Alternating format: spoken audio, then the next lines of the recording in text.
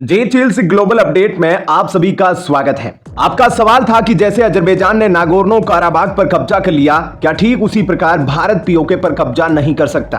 तो देखिए, अजरबैजान ने 2020 में नागोर्नो काराबाग पर एक जोरदार सैन्य अभियान चलाया, जिसमें आधुनिक ड्रोन, मिसाइल और एयर स्ट्राइक को इस्तेमाल किया गया।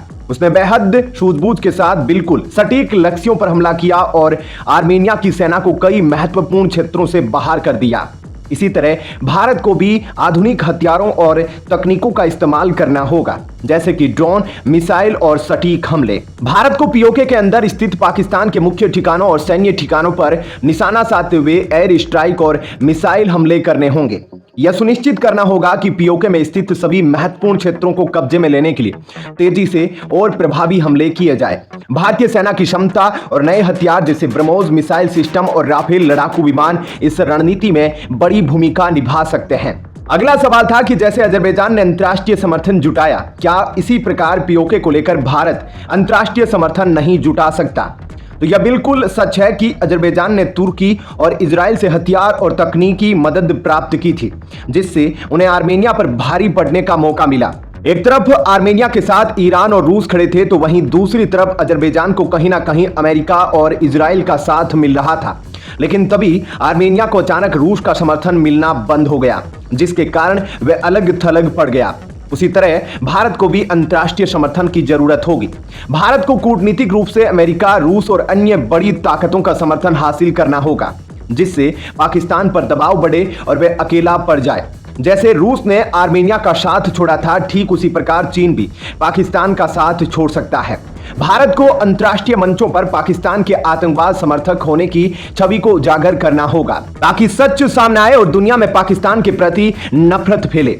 संयुक्त राष्ट्र और G20 जैसे मंचों का इस्तेमाल करके यह दिखाया जा सकता है कि पीओके का भारत में वापस आना वैश्विक स्थिरता और शांति के लिए आवश्यक है। इससे भारत को युद्ध के दौरान अंतर्राष्ट्रीय समर्थन मिलेगा और पाकिस्तान के खिलाफ दबाव बढ़ेगा। कुल मिलाकर देखा जाए तो अजरबैजान भले ही भारत का दुश्मन है, लेकिन अजरबैजान ने नागोर्नो काराबाग पर नियंत्रण पाने के लिए जो रणनीति अपनाई, वह भारत के लिए एक प्रेरणा स्रोत हो सकती है। भारत को पीओके को वापस पाने के लिए अपनी सैन्य क्षमता का पूरा इस्तेमाल करना होगा, जैसे अजरबैजान ने किया।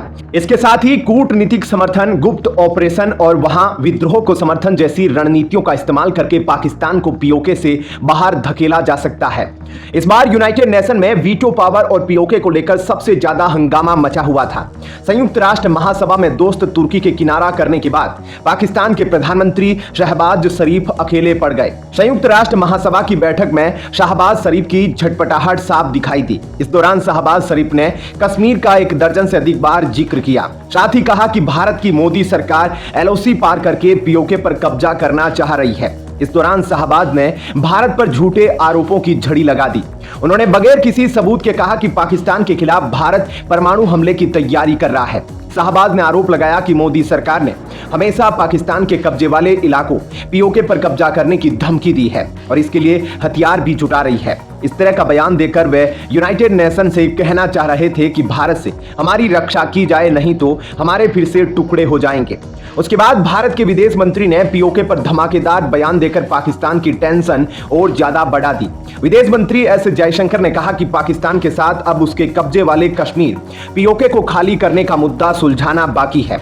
एक तरह से यूनाइटेड नेशन में भारत ने पीओके को लेकर अपनी मंशा को साफ कर दिया और उसे वापस लेने की प्रतिज्ञा ली है। अब सवाल उठता है कि आखिर भारत पाकिस्तान से पीओके वापस कैसे लेगा? अगर भारत को पाकिस्तान से हथियारों की ताकत पर पीओके, पाकिस्तान अधिकृत कश्मीर वापस लेना है, तो यह एक संवेदनशील और जोखिम भरी प्रक्रिया होगी। इसके लिए केवल सैन्य ताकत ही नहीं, बल्कि सही रणनीति, अंतर्राष्ट्रीय समर्थन और स्थानीय ताकतों का सही इस्तेमाल जरूरी होगा। आइए 5 बड़े प्लान और रणनीतियों को उदाहरण के साथ समझते हैं, जो इस दिशा में काम कर सकती है। सबसे पहला तरीका है सर्जिकल स्ट्राइक और स्पेशल ऑपरेशन की मदद से पीओके वापस लेना। भारत पहले भी पाकिस्तान में आतंकी ठिकानों पर सर्जिकल स्ट्राइक कर चुका है। इस तरह पीओके के भीतर स्थित रणनीतिक और महत्वपूर्ण ठिकानों पर सर्जिकल स्ट्राइक करना एक प्रभावी तरीका हो सकता है। जैसे 2016 में उरी अटैक के बाद भारत ने सर्जिकल स्ट्राइक की थी, वैसा ही पीओके के अहम मिलिट्री ठिकानों पर किया जा सकता है। इससे पाकिस्तान के मनोबल को कमजोर किया जा सकता है और उन्हें पीओके से बाहर खदेड़ने की दिशा में दबाव डाला जा सकता है। दूसरा तरीका है सीमित सैन्य आक्रमण, यानी भारत एक सीमित सैन्य आक्रमण की योजना बना सकता है जिसमें भारतीय सेना पीओके के प्रमुख इलाकों पर हमला करे और उन्हें कब्जे में ले। कारगिल के समय यह रणनीति काम कर गई थी। यह रणनीति तब काम कर सकती है जब पाकिस्तान की सेना कमजोर हो और भारत को अंतर्राष्ट्रीय समुदाय का समर्थन हासिल हो। यह कदम भारत के लिए काफी जोखिम भरा हो सकता है, लेकिन अगर योजना सही तरीके से बनाई जाए तो यह कारगर हो सकता है और फिर उसके बाद बड़ा ऑपरेशन करके पूरे पीओके पर कब्जा किया जा सकता है। उदाहरण के लिए कारगिल युद्ध में भारत ने सीमित सैन्य आक्रमण किया था जिसमें पाकिस्तान को पीछे हटने पर मजबूर होना पड़ा।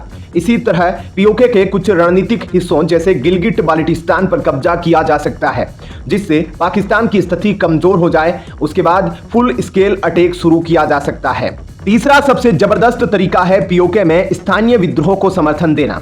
यह तरीका हाल ही में भारत के एक पड़ोसी देश में सफल हुआ है। भारत गुप्त रूप से पीओके में स्थानीय विद्रोह और असंतोष को बढ़ावा दे सकता है। पीओके के लोग पाकिस्तान के शासन से खुश नहीं हैं और कई बार विरोध प्रदर्शन भी कर चुके हैं। यहां तक कि पीओके एक्टिविस्ट ने यूनाइटेड नेशन में भी पाकिस्तानी सेना की बुर्का उतारकर जोरदार धुनाई की है। भारत पीओके के इन विद्रोहियों को हथियार और ट्रेनिंग देकर उनके संघर्ष को समर्थन दे सकता है, जिससे पाकिस्तान की सेना को दो मोर्चों पर लड़ाई लड़नी होगी, अंदर से विद्रोहियों के खिलाफ और बाहर से भारत की सेना के खिलाफ। इस तरह से पाकिस्तान की हार निश्चित हो जाएगी और पीओके भारत का हो जाएगा। उदाहरण जैसे पाकिस्तान ने कश्मीर में अलगाववादियों और आतंकवादियों को समर्थन दिया था, वैसे ही भारत पीओके के विद्रोहियों को सैन्य मदद और ट्रेनिंग दे सकता है। इससे पाकिस्तान की सेना कमजोर हो जाएगी और पीओके पर उसका नियंत्रण ढीला पड़ जाएगा। दूसरा उदाहरण आप बांग्लादेश में देख सकते हैं कि कैसे विदेशी ताकतों ने बांग्लादेश के विद्रोहियों को हथियार, पैसे और समर्थन दिए। इसके बाद बांग्लादेश के छात्र और विद्रोही इतने उग्र हो गए कि शेख हसीना को बांग्लादेश छोड़कर भारत में शरण लेनी पड़ी और फिर वहां के छात्रों ने हसीना के अंडरगारमेंट्स को हवा में लहरा दिया था। वैसे बताया जाता है कि इस विद्रोह के पीछे अमेरिका था। कुछ इसी तरह का विद्रोह भारत भी पीओके में करा सकता है। पीओके वापस लेने का चौथा तरीका है वायु और मिसाइल हमले करना, यानी एयर और मिसाइल स्ट्राइक्स। अगर पाकिस्तान से सीधे युद्ध की स्थिति आती है तो भारत अपने आधुनिक वायुसेना और मिसाइल सिस्टम का इस्तेमाल कर पीओके में स्थित पाकिस्तान की सेना और बुनियादी ढांचे को नष्ट कर सकता है। इसमें भारतीय वायुसेना को पाकिस्तानी ठिकानों पर हमला करने की योजना बनानी होगी। ब्रह्मोस जैसी मिसाइलों का इस्तेमाल कर पाकिस्तान की मिलिट्री स्ट्रक्चर को कमजोर किया जा सकता है। ब्रह्मोस ने पाकिस्तान में घुसकर सफल परीक्षण भी कर लिया है। उसे पाकिस्तान की कोई एयर डिफेंस सिस्टम नहीं रोक पाती है। उदाहरण के लिए बालाकोट एयर स्ट्राइक एक उदाहरण है, जब भारतीय वायुसेना ने आतंकवादी ठिकानों पर हवाई हमला किया था। इसी तरह पीओके के महत्वपूर्ण ठिकानों पर वायु और मिसाइल हमले किए जा सकते हैं, जिससे पाकिस्तान की रक्षा प्रणाली कमजोर हो जाएगी और भारतीय सेना को आगे बढ़ने का मौका मिलेगा। पीओके वापस लेने के लिए पांचवा सबसे जोरदार तरीका है पानी के मुद्दे पर पाकिस्तान को दबाव में लाना। भारत के पास सिंधु जल संधि का बड़ा हथियार है। भारत को इस पर पुनर्विचार करते हुए पाकिस्तान को पानी के मुद्दे पर दबाव में लाना चाहिए। अगर भारत पाकिस्तान को जाने वाले पानी की आपूर्ति को नियंत्रित करता है तो पाकिस्तान की कृषि और आर्थिक स्थिति पर भारी असर पड़ेगा। इससे पाकिस्तान का ध्यान पीओके से हटकर अपने देश की पानी की जरूरतों पर लग जाएगा। उदाहरण के तौर पर सिंधु नदी से आने वाला पानी पाकिस्तान की कृषि के लिए जीवन रेखा है और अगर भारत इस पर नियंत्रण करता है तो पाकिस्तान पर भारी दबाव बनेगा और वे पीओके छोड़ने पर मजबूर हो जाएगा। कुल मिलाकर देखा जाए तो पीओके को हथियार के दम पर वापस लेने के लिए भारत को बहुत सोच समझकर और रणनीतिक तरीके से आगे बढ़ना होगा। यह कदम तभी उठाए जा सकते हैं जब भारत को अपने आंतरिक और बाहरी मोर्चों पर मजबूती मिले और अंतर्राष्ट्रीय समुदाय का समर्थन भी हो। युद्ध की स्थिति में भारत को अपनी ताकत, इंटेलिजेंस और सही समय का ध्यान रखना होगा। इस वीडियो में फिलहाल इतना ही। आप अपने नए सवाल और सुझाव नीचे कमेंट बॉक्स या फीडबैक बॉक्स में लिख सकते हैं। आप देख रहे थे जी चिल्स। जल्द पूरे होंगे आपके सारे व्यूज। धन्यवाद।